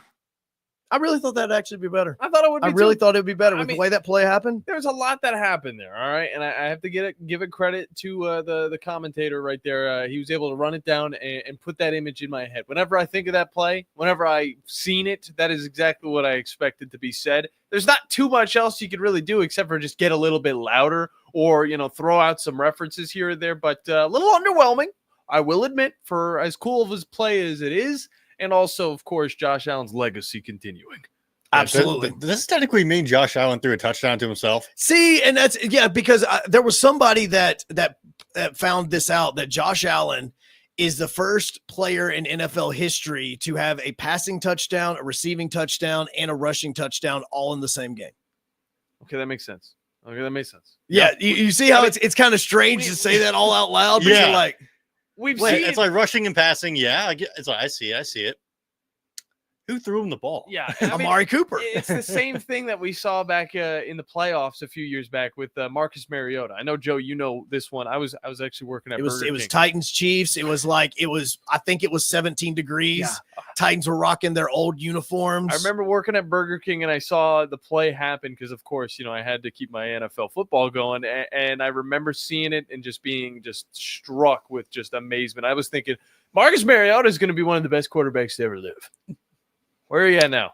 He's a backup quarterback for the Washington Commanders. Oh, yeah. After being a backup quarterback for the Atlanta Falcons. After being a backup quarterback to the Eagles. And then after being a backup quarterback to the Tennessee Titans. Look, backup quarterback's best job in the NFL. It is. Best job in the NFL. No doubt. Okay. All right. Next call. Let's go to the one that happened Thursday night. It's Thanksgiving. No, this was Friday night. Correction. I just knew it because we were at the Habit game. Had a huge Georgia Bulldog fan that I was working with that night, keeping us up to date throughout the entire evening. Georgia Bulldogs, Georgia Tech, Yellow Jackets. Hey, I was getting there. By the way, I was getting there. Congratulations to that team for being in the top 25 of college football recruiting classes right now. Absolutely. Huge stuff. I think they're in front of Florida State, as a matter of fact. They are in front of Florida State, and on 24/7 Sports right now, they are the second highest recruiting team in the ACC. So take that, Clemson. On 3 says otherwise, but don't worry about that. Georgia, 8th overtime. Sounds dumb even saying that. 16th play, 8th overtime. This is how the game ended. Ball's on the near hash. Georgia can win here. Snap, handoff, Frazier. Dogs win! Dogs win! Touchdown! Extra point! Whatever you want to call it. This game is over. Like, screw it. What do you Whatever call it is. Score. Like, again, he's like, touchdown, extra point. I don't know. We're 8 overtimes deep. I don't care anymore. It's 8 overtimes. It's morning. We don't really care at this point in time. The ball game is over with this stupid overtime rule. It wasn't that late. It felt like it. We still had games out west going on. It was because they're out west. Yeah. I mean, You're not wrong. seriously. I mean, you had, what was it? It was Tulane that was getting upset, right? At that point in time. So you have both of those happening right now. But it's a different time zone even from us, you know. Okay. I mean, that's the Eastern time. Now, a game that I don't think anybody in the country actually watched unless you are a fan of these two teams. Duke, Wake Forest. You're right. Nobody actually watched this game. You're not even paying attention. Sidebar, That's a basketball. why does Duke and North Carolina not play the last week of the regular season? Just saying. I'm about to say, this is a basketball game I missed? No, it's not a basketball game, but it did have a walk-off score. 2 wideouts to either side. Thomas in the backfield to his right. Malik runs out some final instructions for Taylor. Play clock's at 9 and 8. Now it's down to 7 and 6, and we're ready off the left hash. Here's the snap. Murphy to throw, looking to the left. Nobody open, looks back to the right. Fires down the sideline for Jordan Moore. He's got it! It's a touchdown with no time on the clock! Oh, geez. The Blue Devils have won in Winston-Salem! A walk-off touchdown for Jordan Moore! Do you believe it? 23-17, the final score! My goodness! They've done it on the road! Very loud. He's gotten up there. That's how you know it's really hit the mic. Well, no, it is because here's the scene is this wasn't an overtime. There were 7 seconds left in the ball game. Obviously, it's tied. Final score is 23-17. But with 8 seconds to go, Duke is dropping back, and their quarterback's wasting time. You're looking like, dude, you've got to get something. Like you got to get it down. And instead, he throws a walk-off touchdown to finish the season off. It was pretty legit. Duke honestly should have blown out Wake Forest. The reason why these two teams play, they're both in North Carolina, and on top of that, they're both extremely smart schools. That's why they play each other instead of course, North Carolina when they play North Carolina State. So, I mean, that's all I'm saying. But I will say, Call had a lot of energy. I believe there was a color commentator in that booth, and he was the one that threw off the headset. He probably did. There was a color commentator. He We probably just didn't hear from he him. probably pulled a John and jumped out of the booth and started like just getting himself a crowd. He was just over there surfing, crowd surfing down to the field, just charging the field. Give it to these players. I was the one person that rushed the field that night. Yeah, he's the reason Spartman had to pay $100,000 because he rushed the field on there. They didn't really have to pay $100,000. Somebody don't think that that's a true story. They're not a part of the SEC. No, right? no. Come on. Now, I'm going to go ahead and tell Alabama fans this one does have you, but obviously it's not going to be good. 2 weeks ago, you're taking your headset off? Are you kidding me? 2 weeks ago, good ball. Oklahoma, Alabama trying to get back into it. Are you taking your headset off too? I thought this is actually coming from the Iron Bowl. No, I said 2 weeks ago. Yeah. I didn't say a week ago. He said we're not going to like it. I said you're not going to like it. The weeks just kind of Then mashed together. Then again, that Iron Bowl was ugly. It was a very ugly game. It was ugly. Instead of, look, yeah, trust me, the final of that Alabama-Auburn game is not going to be in that rotation coming up next year when we're playing all these different highlights for you, okay? There was nothing really in that one, unless you want Jalen Milroe, fumble. Peyton Thorne, interception. Jalen Milroe, fumble. Peyton Thorne, fumble. Auburn, fumble. Jalen Milroe, fumble. If you want that. Ryan Williams, fumble. Yeah, we can put that in for you if you want, but I'm pretty sure you don't. But in this one, it's Jalen Milroe interception. On 2nd and 11 from the 45, back to pass. Milroe looks right, throws right, picked off. Kip Lewis down the sidelines. 20, 15. He did it again. Kip Lewis, pick six. Kip Lewis, Kip six. Oh, Bubba. Sooner magic is happening in Norman. It's not a pick six. It's not a thick six. It's a kip six. I like that. Okay. It's over. I can put my headphones back on. I Yes, like you can. that. I'm surprised he didn't try and run it at us with not just one of these interceptions that went for a touchdown. No, but the second one. this is actually was considered last week one of the calls of the week around the nation. So it's the only reason I put it in there. Toby Rowland is an absolutely amazing guy. And just in case you need to are curious about this, he actually just wrote a children's book. Oh, good for him. Again, it's called The Ponies in the Barn, which is one of his sayings at the end of Sooners games whenever they've got it won. He says, put the ponies in the barn. This one's over. I just don't know if I can pick this one just because the last time because of what it is. I talked bad about the Crimson Tide. They said they were going to run me out of the city. Look, I mean, that's not true. Trust me. I mean, I've probably said a lot worse things about Alabama than you have. Well, you haven't got the calls yet. That's true. That's true. Now, here's the final one that I have for all of us to pick. The Toby Rowland one was good. Mm-hmm. I understand why Alabama fans would not want that to be one in the play-by-playoffs. I get it. So let's go to another upset. One that obviously has been talked about numerous times on the radio station, where actually the Tom Abraham Show is now brought to you by Ann Arbor, Michigan, because of how many Michigan fans have called into Tom's show over the past few days talking about this game. It's not the radio call because the radio call was just kind of blah. So instead, we go to one of, I consider, the best play-by-play men in the business right now, especially when it's 11 a.m. and you're still half asleep, Gus Johnson. Do or die for Ohio State. Howard in trouble. Incomplete. Ohio State turns it over on downs. And the Michigan Wolverines will shock the college football world. Sharon Moore says we didn't cheat this time.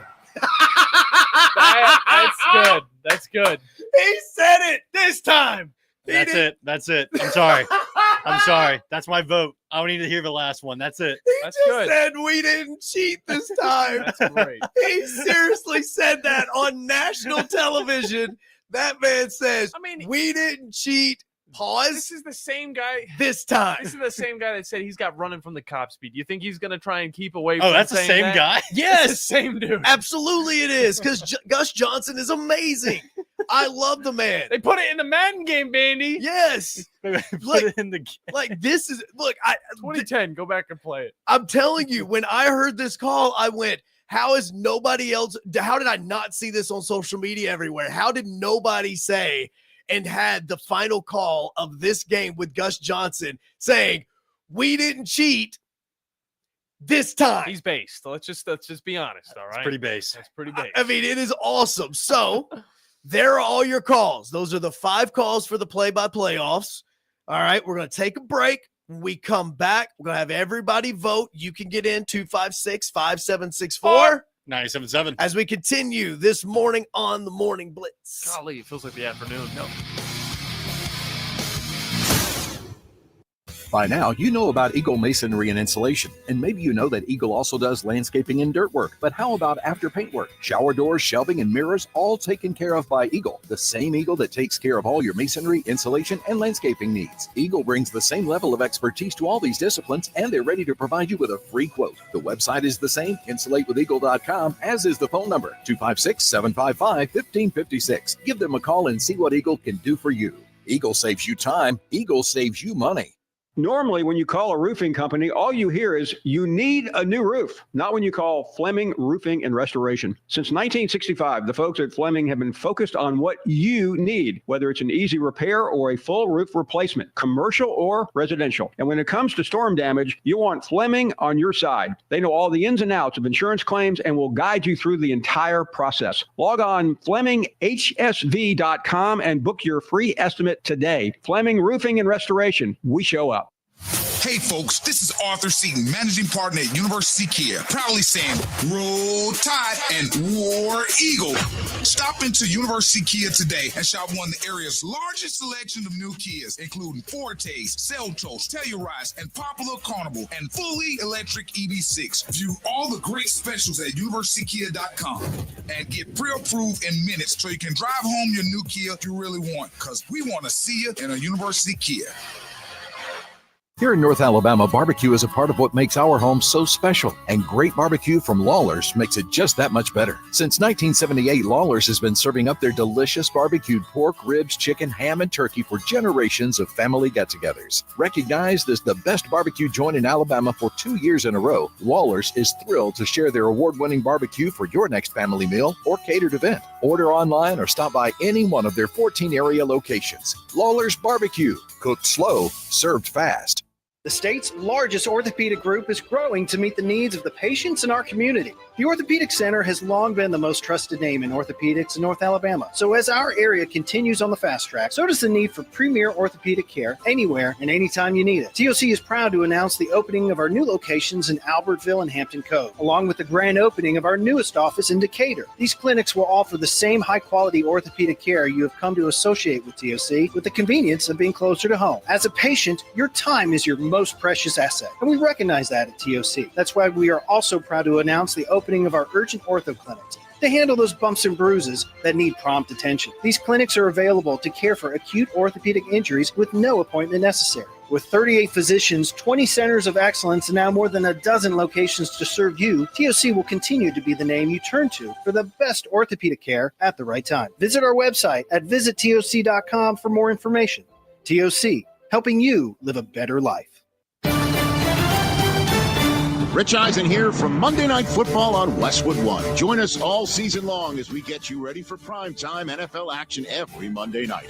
Along with Kevin Harlan, Hall of Fame quarterback Kurt Warner, and the entire Westwood One team will take you inside the locker rooms and the stadiums for exclusive previews and all the play-by-play action. Every week on Monday Night Football. Right here on 97.7 ESPN, The Zone.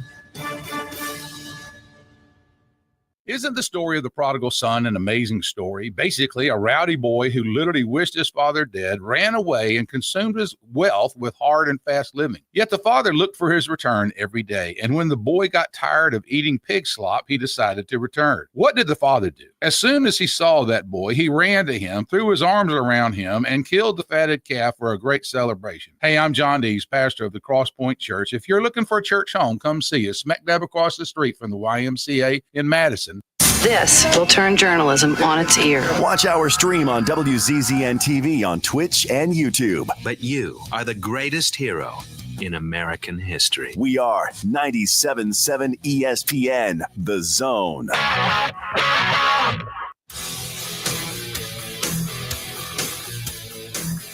few more minutes left in the morning blitz that you can hop into 565-764.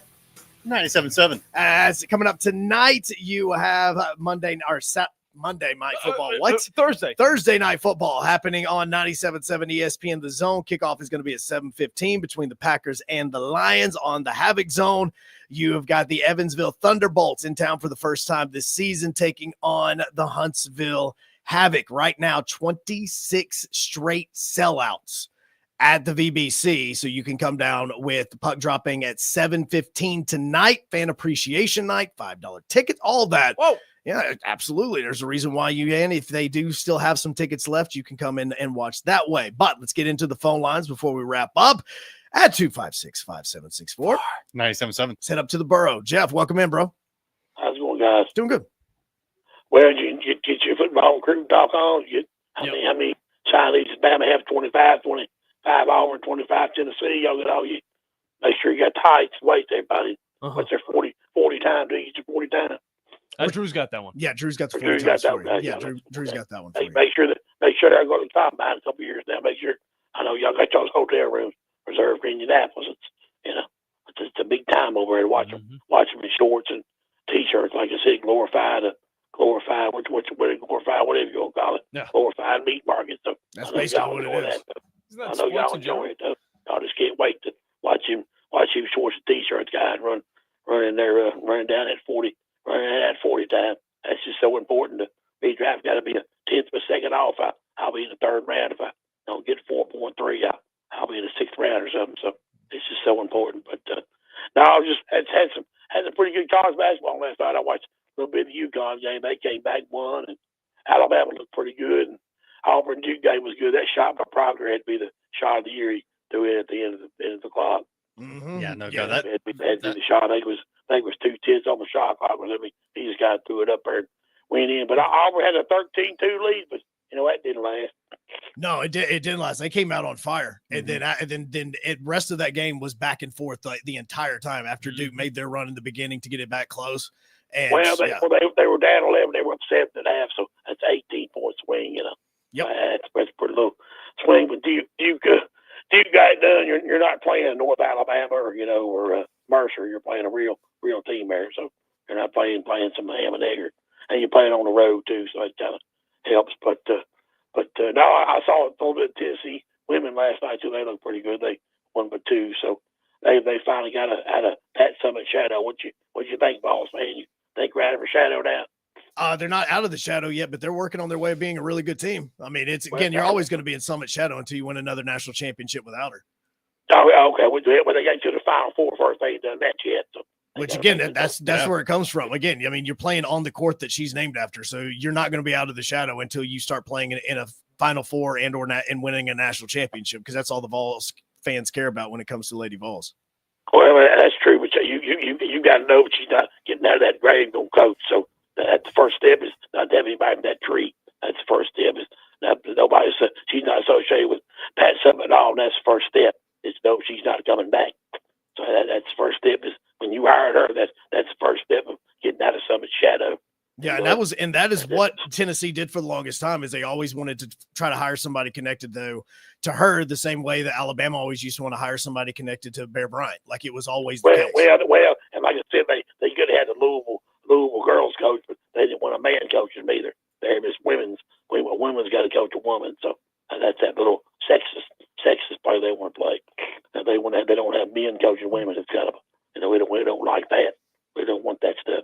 Even though Jeff Walls was pretty successful with a few Final Fours, that wasn't good enough for Vols fans. They want Kelly Jolly or whatever it is, coach. So maybe this woman will get it done. She don't have much college experience, but maybe she will get it done. I know Kentucky women play Carolina tonight, but next 3 weekends is going to be tough for the guy. For the Kentucky men, they play Gonzaga this weekend, and they play Louisville the next weekend, which they should win, and they play Ohio State in the Garden. So it'll be a pretty good 3 weeks for them.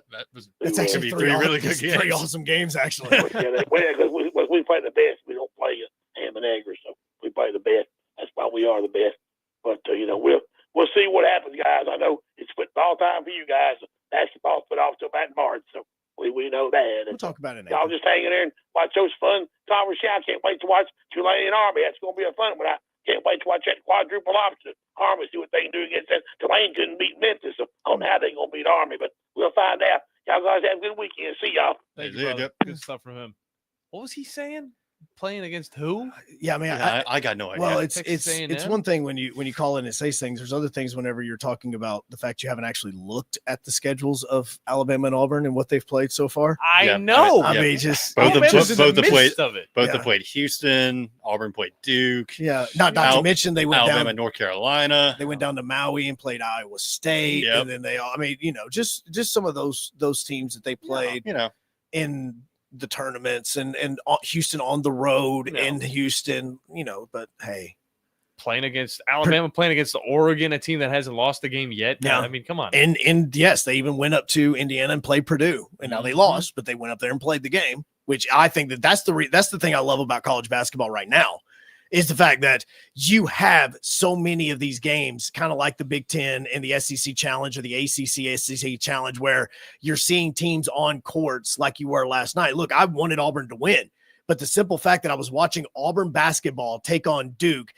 at Cameron Indoor, that is amazing. It's a great atmosphere. You were talking and seeing Alabama in the Dean Dome playing against North Carolina, and North Carolina rocking those uniforms, and you got Roy Williams there and all the history with North Carolina and Duke. Like, look, this is so cool about this. This is what we want to see in college football. Exactly. That's the reason why that first round is like, look, if Alabama's heading to Notre Dame, I'm all for it. I mean, they haven't played there since the 80s. Yeah. And again, no SEC team has won in Cameron since the 80s. So these are the types of matchups that I want to see more of, and this is what's going to get me more watching college basketball sooner is these matchups like this. And I think it's coming. I mean, hand in hand, it kind of works with college basketball. You have teams that are now trying to make their push into an expanded playoff, and you have to play up against the more challenging opponents. That's going to come in the college football scene. We're going to see teams have these types of matchups early in the season in their non-conference games. All right. I think it's going to be amazing. Let's finish this off. Josh, welcome into the Morning Blitz, man. How's it going?